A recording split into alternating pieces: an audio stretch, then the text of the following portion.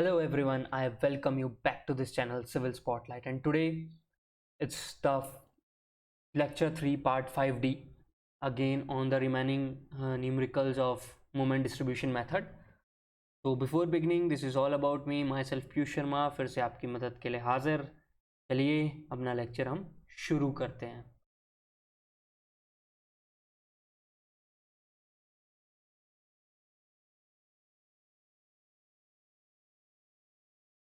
तो क्वेश्चन है,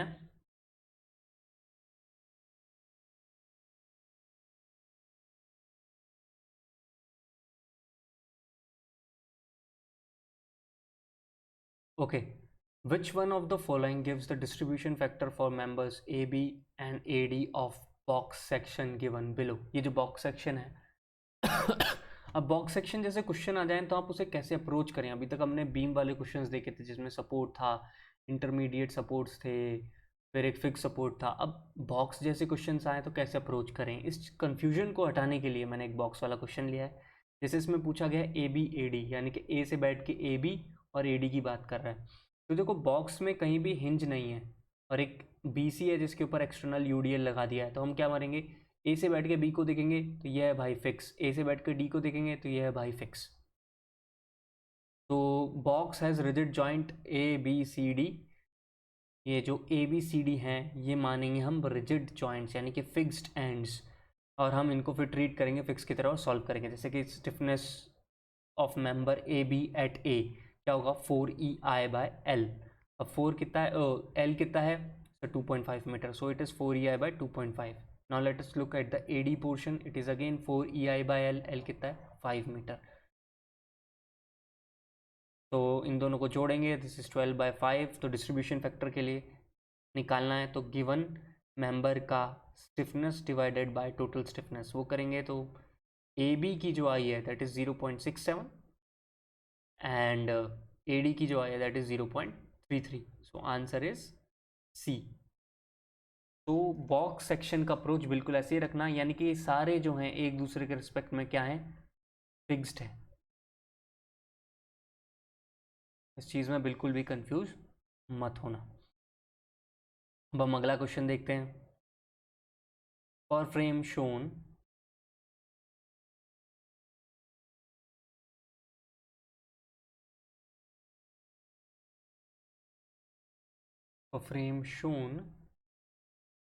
below, the distribution factor for member BC and BA at joint BR, joint B ये रहा, हमसे पूछा गया है फिक्स में डिस्ट्रीब्यूशन फैक्टर। डिस्ट्रीब्यूशन फैक्टर निकालना है, बहुत आसान है, मैंने आपको बोला था ऐसे ही क्वेश्चंस मिलेंगे ईएस गेट और इन सब के अंदर। तो अगर आप बी पे बिठा दें किसी को और उसको बोलें ए को देख और सी को देख, मैंने आपसे कहा था कोई भी चीज़ जो इंटरमीडिएट जॉइंट है किसी भी बीम फ्रेम सेक्शन का, उसको कैसे देखना है, रिजिड की तरह देखना है। तो हम बी से बैठ के सी को देखेंगे रिजिड, बी से बैठ के ए को देखेंगे रिजिड। तो it is 4EI/L, this is 4EI/L। तो के बी सी लगाते हैं पहले, बी टू सी, 4EI, आई क्या है यहाँ पर 2I के बराबर, तो 2I divided by L, L is 8 metre, तो 8 metre it becomes EI। Now B A को देखें, again it is 4EI/L, L is 6 metre here, तो यहाँ लिख दिया, तो ये मिल गया। दोनों को जोड़ देते हैं, टोटल इज़ 1.67 EI। तो डिस्ट्रीब्यूशन फैक्टर किसका होगा, हमें निकालना है, मेंबर रख देते हैं। बी सी का क्या होगा, बी सी का तो 1 था, यानी कि 1 डिवाइडेड बाई 1.67 अप्रॉक्सीमेटली 0.6, बी ए रख देते हैं, गेट 0.4। तो आंसर इज सी। तो आपको मैंने ये वो वाले क्वेश्चन करा दिए कि अगर कोई इंटरमीडिएट जॉइंट मिले तो आप उसको क्या लेंगे, फिक्स लेंगे। ये दो क्वेश्चन उसी पॉइंट को रिप्रेजेंट कर रहे थे। देखा जाए तो ये सारे के सारे आपस में क्या इंटरमीडिएट है, इनका कोई एक्सटर्नल जॉइंट नहीं है, ये सारे के सारे कैसे एक दूसरे के रिस्पेक्ट में हो गए, फिक्स्ड हो गए। तो ये दो क्वेश्चन इस कंसेप्ट के ऊपर बने हुए थे। अब अगला क्वेश्चन देखते हैं। Fixed beam subjected to movement M as shown, the fixed end moment will be. देखो फिक्स्ड एंड मोमेंट मैंने आपको इसका फॉर्मूला बताया हुआ है, बहुत अच्छे से क्लियरली समझाया है जब मैंने मोमेंट डिस्ट्रीब्यूशन का पहला लेक्चर लिया था। अब आपको फिक्स्ड एंड मोमेंट निकालना है, इसकी वजह से ये ले एम नॉट का हमने मोमेंट लगाया हुआ है यहाँ पे, तो कितना होगा, ये ऑप्शंस हो गए, ठीक है। तो मैंने आपको क्या कहा था, एक एक को अलग अलग कर लो, बाद में दोनों को जोड़ देना। तो जैसे मैंने यहाँ ये वाला एम नॉट लिया, इसके वैल्यूज़ रख के देख ली, कि यहाँ पे ये वाला जो मूवमेंट है ये आ गया माइनस का इतना, ये वाला जो मूवमेंट है वो यहाँ लिख दिया M not into B, sorry M not into A 3b minus L by L square, यही फॉर्मूला था वही लगाया है यहाँ पे। सॉल्व कर दिया, सॉल्व करोगे ये प्रोपोर्शन है ये वाला, ये आ गया 5/16 एम नॉट, ये आ गया -3/16 एम नॉट। तो ये इस वाले एम नॉट का इफेक्ट था। अब हम आ जाते हैं इस वाले पे, जो ये वाला है इसका डायरेक्शन ही उल्टा है अपने आप में, देख रहे हो, एक क्लॉकवाइज था एक एंटी क्लॉकवाइज था, और क्लॉकवाइज को हमने क्या माना है पॉजिटिव, एंटी क्लॉकवाइज को क्या माना है नेगेटिव। तो जहाँ एम नॉट लिखते हैं ना फॉर्मूले वहाँ माइनस एम नॉट लिखना, तो देखो माइनस एम नॉट, सॉल्व किया -5/16 ये आ गया। तो दोनों को जोड़ेंगे कि नहीं, दोनों को जोड़ो, जैसे इस एंड वाले को मैंने जोड़ा -3/16 -5/16, इस वाले का 3/16 + 5/16, ये मिल गया m0/2। तो m0/2 is the right answer C. तो ये इस तरीके के भी क्वेश्चन मिलेंगे आपको, हो सकता है वो एक मूवमेंट दे दे और अगली बार को एक यहाँ पे कोई पी लगा के दे दे, बोल दे कि अब बताओ फिक्स्ड एंड मूवमेंट, तो आप m0 को अलग कर लेना, पी को अलग कर लेना, और दोनों को अलग अलग एंड्स पे आए हुए फिक्स्ड एंड मूवमेंट्स के अकॉर्डिंग ऐड कर देना। It's really easy. बस ये चीज़ ही बताने के लिए क्लियरली कि हाँ ऐसा हम कर सकते हैं, वो मैंने यहाँ चूज़ किया। अब आते हैं ऐसे क्वेश्चन में जिनके अंदर जो ये आई है, यानी कि मोमेंट ऑफ इनर्शिया कहें या स्टिफनेस फ्लेक्सुरल रिजिडिटी, कई बार ई आई को भी वो इन्फिनिटी बोल देते हैं। तो एक तरीके से देखा जाए तो इसकी फ्लेक्सुरल रिजिडिटी इन्फिनिटी है, कोई भी एक मेंबर की फ्लेक्सुरल रिजिडिटी इन्फिनिटी हो तो उस टाइप के क्वेश्चन को कैसे अप्रोच करते हैं, ये वो वाला क्वेश्चन है, ठीक है। For rigid frame shown the force required for moving girder A B through a horizontal displacement delta is given by, ये बोल रहा है डेल्टा की वैल्यू बता दो भाई जो पी के अंडर है कितनी होगी, यही है। और आप देखें सॉरी पी की वैल्यू बता दो इस डेल्टा की टर्म्स में, sorry in terms of delta, हाँ तो ये पी की वैल्यू पूछ रहा है मुझसे इन टर्म्स ऑफ डेल्टा। बड़ा इंटरेस्टिंग है, मैं आपको सीधे बड़े मेथड्स हैं बट इसका एक सबसे well accepted and well known method है जिसके बारे में मैं बात करना चाहता हूँ।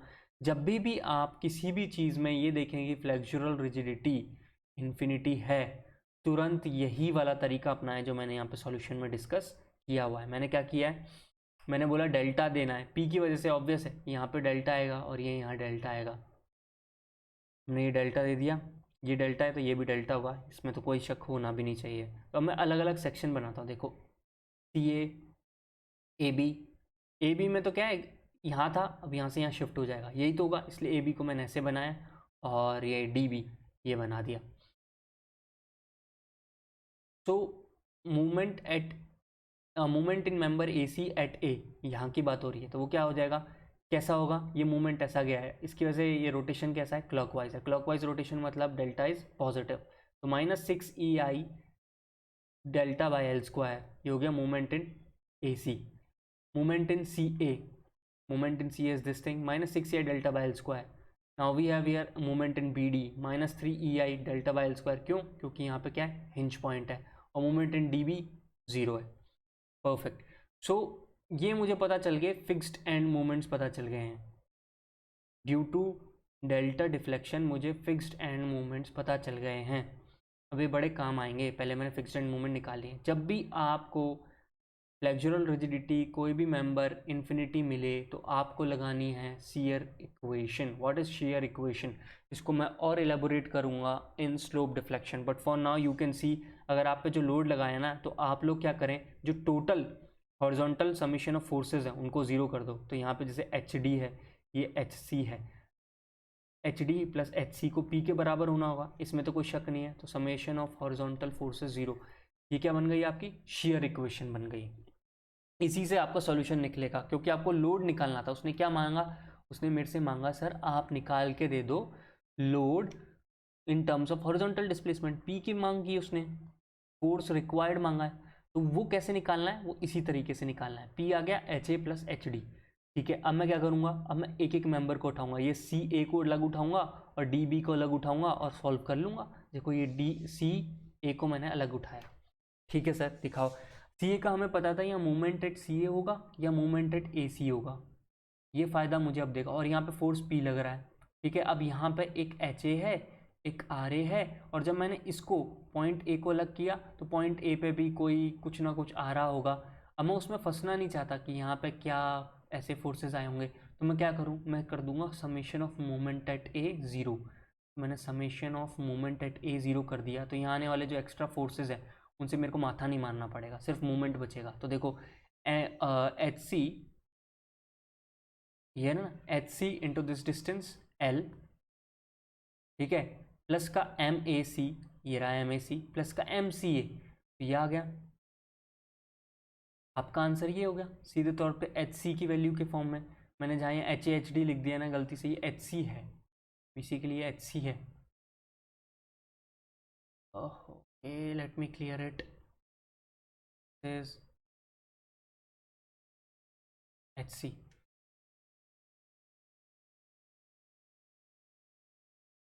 कोई कंफ्यूजन ना रह जाए।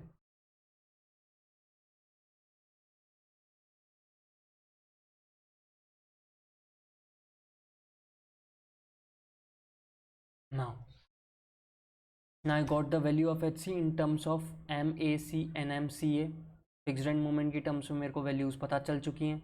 अब बात करते हैं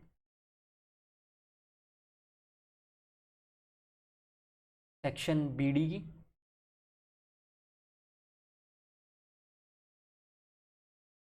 ओके, तो HC की जो वैल्यू थी वो -1/L और MAC प्लस MCA हो गई, ठीक है। अब बात करते हैं BD की, अभी ये बाद में बताऊंगा ये क्या हो गया ना। तो summation of moment eight D zero कर देंगे। D कहाँ पे है, यहाँ पे है सर, ये देखो। डी पे ही क्यों ज़ीरो किया, अरे यार ये अलग करते हैं ना, तो यहाँ पे ये और ये हॉरिजॉन्टल वर्टिकल आते हैं, इनसे मेरे को नहीं झूल, मतलब अपने आप को नहीं झिलवाना है, अपने आप को परेशान नहीं करना। तो मूवमेंट डी ज़ीरो कर दूंगा, तो H D into this distance, और यहाँ पे एम डी ए की वैल्यू रह जाएगी। तो अब उसकी वैल्यू रख देता हूँ एच डी की टर्म्स में, तो आई गॉट इट +3I/Δ/L3। अब ये दोनों जो थे इधर आते हैं, MAC MCA देखो 6 और 6 थे, तो दोनों को ऐड करूंगा तो 12 हो जाएगा, और वो माइनस माइनस आएगा, साइन का हट जाएगा क्योंकि वो उधर जाएगा ज़ीरो के राइट हैंड साइड में, तो हट गया। देख रहे हो, एच सी की वैल्यू मिल गई मुझे और एच डी की वैल्यू मिल गई मुझे। तो H C plus H D क्या है, पी है, तो रख दिया 15 EI/Δ/L3। मिला कि नहीं मिला, आपको पी मिल गया कि नहीं, बिल्कुल। तो इस टाइप के क्वेश्चन जहां फ्लेक्सुरल रिजिडिटी एक भी मेंबर की इन्फिनिटी हो, वहां कोई और मेथड मत लगाना, वहां पर सिंपल शेयर इक्वेशन से ही इक्वेशन को सॉल्व करना। इससे आप सबसे इजी और बिना कंफ्यूजन के सॉल्व कर जाओगे, क्योंकि आप यहाँ पे मोमेंट डिस्ट्रीब्यूशन नहीं लगा सकते हो, EI की बहुत यूज़ होती है। आप स्लोप डिफ्लेक्शन नहीं लगा सकते हो, EI हर जगह यूज़ हो रहा है। मोमेंट डिस्ट्रीब्यूशन में भी आपको प्रॉब्लम आ जाएगी बाद में चल के, क्योंकि आपको फिक्स्ड एंड मोमेंट तो आप निकाल लेंगे, बट आप जब स्टिफनेस निकालेंगे वो अगेन 4EI/L के कंसेप्ट पे चलती है। आप AB के लिए कैसे लिखोगे, इसलिए यहाँ पे मोमेंट डिस्ट्रीब्यूशन मेथड और स्लोप डिफ्लेक्शन मेथड, ये दोनों क्या हो जाते हैं, फेल हो जाते हैं जब फ्लेक्सुरल रिजिडिटी इन्फिनिटी कर दी जाती है। तो यहाँ पे हमेशा शेयर इक्वेशन से ही सॉल्व करना है। अब आपको कैसा क्वेश्चन मिलेगा, सर ये तो नॉर्मल क्वेश्चन हो गया, अभी तो इसने मेरे से बोल दिया फोर्स बता दो डेल्टा की टर्म्स में, अगली बार आपसे क्वेश्चन कैसे मोल्ड होकर आएगा, बोल देंगे फोर्स लगा दिया था मैंने 10 किलो न्यूटन का, बताना जरा डेल्टा क्या हुआ। बात समझ गए, तो उस केस में delta is equals to PL³/15 EI। तो ये एक ही क्वेश्चन है जिससे दो क्वेश्चन बन सकते हैं, यानी कि एक ही कंसेप्ट है जिससे 2 से 3 टाइप के क्वेश्चन वो बना सकते हैं। कि आपको मेनली फॉर्म में यही मिलेगा, मैंने इतना लोड लगाया डेल्टा बता दो, या मेरा इतना डेल्टा है अब लोड बता दो। तो इस कंसेप्ट को क्लियर रखना। अब ये तो बात हो गई जब फ्लेक्सुरल रिजिडिटी थी इन्फिनिटी। अब एक क्वेश्चन ऐसा भी लेते हैं जिसमें फ्लेक्सुरल रिजिडिटी हो गई 0। ये भी बड़ा इंटरेस्टिंग क्वेश्चन है, इसके भी अगेन कई तरीके हो सकते हैं, बट जो तरीका मैं यहाँ बता रहा हूँ उसी को फॉलो अप आपको करना है in order to find the horizontal displacement. अब ये क्या है, देखो ये गिवन फ्रेम था जिसके दोनों एंड फिक्स्ड हैं, पहले वाले में हिंज था, इसमें फिक्स है, कंफ्यूज मत होना, हाँ ठीक है। पी लोड लगाया हुआ है वहीं बी पे, और इसकी जो फ्लेक्सुरल रिजिडिटी है इसको 0 कर दिया है। फ्लेक्सुरल रिजिडिटी 0 होने का क्या मतलब है कि कोई भी मूवमेंट में लगाऊंगा उसको वो रेजिस्ट नहीं करेगा, यानी कि bending movement at every point is 0। मैं किसी भी एक्स पे जाके बेंडिंग मूवमेंट निकालूंगा वो क्या मिलेगा, 0 मिलेगा। बट फ्लेक्सुरल रिजिडिटी जीरो होने का ये मतलब नहीं होता है कि थ्योरेटिकली उसमें एक्शियल स्ट्रेसेस एग्जिस्ट नहीं करेंगे। Axial tension and compression exist करेगा, वो ज़ीरो नहीं होगा। ये बात अच्छे से अपने दिमाग में घुसा लो। अब आपको एक प्रैक्टिकल एग्जांपल देता हूँ। ऑल्दो जिसकी फ्लेक्सुरल रिजिडिटी ई आई ज़ीरो है और उसका टेंशन ज़ीरो है, पर यहाँ पे हमें टेंशन ऐसा भी हो सकता है कि टेंशन ना हो, उसका कंप्रेशन सॉरी उसका टेंशन नॉन ज़ीरो है और कंप्रेशन जो है वो ज़ीरो है। इसका एग्जांपल थ्रेड। थ्रेड में क्या होता है, अगर आप देखें थ्रेड में दो पॉइंट के बीच में थ्रेड बांधे कोई भी मूवमेंट लगा, हमेशा कहते हैं हम बेंडिंग मूवमेंट, किसी भी पॉइंट पे जो थ्रेड होता है उसमें क्या होता है, ज़ीरो होता है। उसके अंदर टेंशन एग्जिस्ट कर सकता है, कंप्रेशन एग्जिस्ट करता है नहीं। ये एक प्रैक्टिकल एग्जांपल है ऐसे सिस्टम का जिसकी फ्लेक्सुरल रिजिडिटी ज़ीरो है बट उसके अंदर एक्शियल कंप्रेशन है। तो यहाँ पे सिस्टम मुझे दिया हुआ है, चलें आगे देखते हैं इसमें कि स्टिफनेस से कैसे सॉल्व करना है। अच्छा, जैसे कि by stiffness concept axial load जो है हमें इतना पता है कि जैसे मैंने आपको स्प्रिंग का याद करो बताया था, K is equals to P by delta, ये हम क्या पढ़ते आए हैं, ये स्प्रिंग के लिए पढ़ते आए हैं। जबकि जब हम स्टिफनेस ऑफ स्ट्रक्चर की बात करते हैं तो मैंने आपसे कहा था बेटा m बाय थीटा याद करना। यहाँ पे मेरे लिए बहुत मुश्किल हो जाता है, जिसकी फ्लेक्सुरल रिजिडिटी ही नहीं है वहाँ पे मैं स्ट्रक्चरल स्टिफनेस से कैसे देखूंगा, मैं देख ही नहीं पाऊंगा उसको स्ट्रक्चरल स्टिफनेस से। इसलिए मैं यूज़ करूँगा वहाँ पे स्प्रिंग कंसेप्ट, स्प्रिंग के स्टिफनेस वाले कंसेप्ट को। तो हमने स्प्रिंग के कंसेप्ट की वजह से इसको उठाया, हमने कहा K of frame is equals to P by delta of frame. यही आपका की इक्वेशन है, की कंसेप्ट है जिसके ऊपर सारी कैलकुलेशन हम करेंगे। जो मैंने आपसे कही, zero stiffness means it can not resist the movement but can transfer axial load, that is tension and compression. ये मैथमेटिकली हमारी अंडरस्टैंडिंग हुई। अब स्टिफनेस ऑफ फ्रेम क्या होगी, अब आप बोलेंगे सर स्टिफनेस ऑफ फ्रेम अपन करते हैं KAB KBC KCD, ठीक है। तो मैंने कहा टोटल फ्रेम की जो स्टिफनेस है सर KAB KBC KCD, आपने कहा ओके सर। अच्छा, ये वाली की तो स्टिफनेस आई है, इसकी स्टिफनेस आई है, सिर्फ इसकी आई जीरो की गई है। तो ठीक है, यहां से यहां तक तो मैं मेंबर स्टिफनेस लगा ही सकता हूँ ना सर, मैं कहूँगा बिल्कुल लगाओ यार। तो बी पे बैठ के मैं ए को देखूंगा तो वो क्या हो गया, 4EI/L हो गया। सी पे बैठ के डी को देखूंगा तो 4EI/L हो गया। तो this is like 4EI/L 4EI/L। Okay, और स्टिफनेस ऑफ बी सी क्या होगी, जीरो। हाँ, आपने मोमेंट जो यहाँ पे m लगाया था BC वाले पोर्शन में मैं नहीं लगा सकता हूँ क्योंकि m बाई थीटा का कंसेप्ट नहीं लग पाएगा, वही चीज़ मैं यहाँ पे बार बार लिख भी रहा हूँ। अच्छा, अब आपने कह दिया सर, अब एक एक को उठा के देखते हैं इंडिविजुअली। आपने B पॉइंट को डेल्टा से डिस्प्लेस कर दिया है तो MAB क्या होगा, डेल्टा की वजह से स्टिफनेस जो होगी वो अलग तरीके से अब आपको निकालनी पड़ेगी। ये वाली जो चीज़ें थी स्टिफनेस की, ये आपने किसके लिए लगाई थी, मोमेंट के लिए लगाई थी। और मैंने कहा था मैं आपको बिल्कुल नहीं रोकूंगा, बट मैं आपको बताऊंगा कि बेटा ये मूवमेंट वाले कंसेप्ट के लिए है ना। हमें कौन सी स्टिफनेस की बात करनी है, हमें स्प्रिंग वाली स्टिफनेस की बात करनी है, स्प्रिंग वाली स्टिफनेस। और स्प्रिंग वाली स्टिफनेस क्या है, स्प्रिंग वाली स्टिफनेस है sir K is equals to P by delta. Okay sir, आपने ये जो निकाला ये क्या है, कैसे निकाला, देखो बड़ा सिंपल है कंसेप्ट कि जब आप पे कोई पॉइंट लोड लगाता है, ध्यान से सुनो, ये मैंने डिफ्लेक्शन ऑफ बीम पे याद करो, अगर आप पे कोई कैंटिलीवर है और उस पर पी लोड है तो इसका डिफ्लेक्शन डेल्टा क्या होता था, आप कहते थे सर PL³/3EI, यही तो है। तो मैंने डेल्टा लिख दिया है, ये delta is equals to PL³/3EI for AB। तो KAB क्या होगा, वो ये नहीं ले रहा हूँ मैं क्योंकि m/थीटा मेरे लिए पूरे फ्रेम के लिए पॉसिबल नहीं है, इसलिए मैं बार बार कह रहा हूँ स्प्रिंग का ही पोर्शन लूंगा, that is P by delta. तो लोड क्या था P, डेल्टा क्या PL³/3I, तो यहाँ स्टिफनेस क्या हो गई, स्प्रिंग स्टिफनेस कहूँ तो ज़्यादा बेटर रहेगा। स्प्रिंग स्टिफनेस हुई 3EI/L³। वो जो हम लेते हैं EI/L 3EI/L या 4EI/L, वो क्या होती है, वो होती है सर स्ट्रक्चरल स्टिफनेस। ये कौन सी है, स्प्रिंग स्टिफनेस, मैं लिख भी देता हूँ।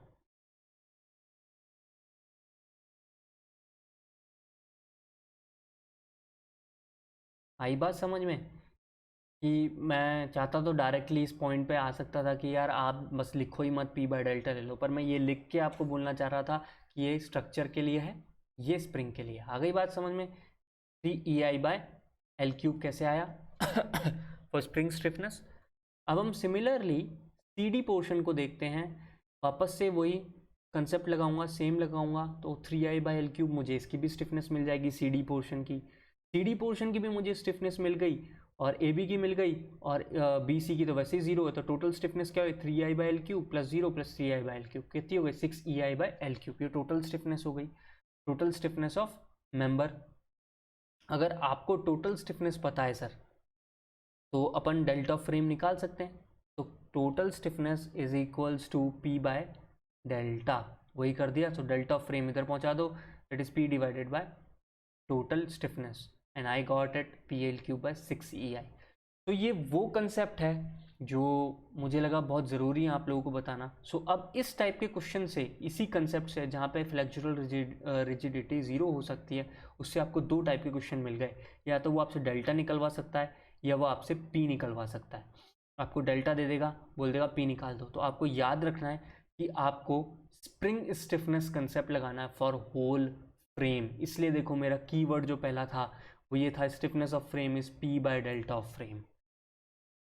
तो जैसा कि मैंने आपको कहा था कि मैं जब भी एक टॉपिक लूँगा तो उसमें हर एक टाइप का न्यूमेरिकल करूँगा, तो वो मैंने कर दिया है यहाँ पे। अब आपका काम है सिर्फ 25 ईयर्स के क्वेश्चन उठाओ और सब लगा डालो, गेट, SSC JEE और ESE के। सबसे पहले ESE और गेट के लगाना, SSC JEE के बाद में लगाना। और मैं आपको 100% गारंटी के साथ बोल रहा हूँ, आप सारे क्वेश्चन कर पाओगे, किसी में कन्फ्यूजन नहीं होगा। और जिनमें कन्फ्यूजन होगा आपको पता लग जाएगा कि क्वेश्चन गलत हैं या आप कंसेप्ट गलत लगा रहे हैं। तो this is all from my side. Before I leave, I request you guys to subscribe this channel, share it with your friends. If you have any problem, please mention it in the comment below. I would definitely love to help you guys. And thank you. God bless you all.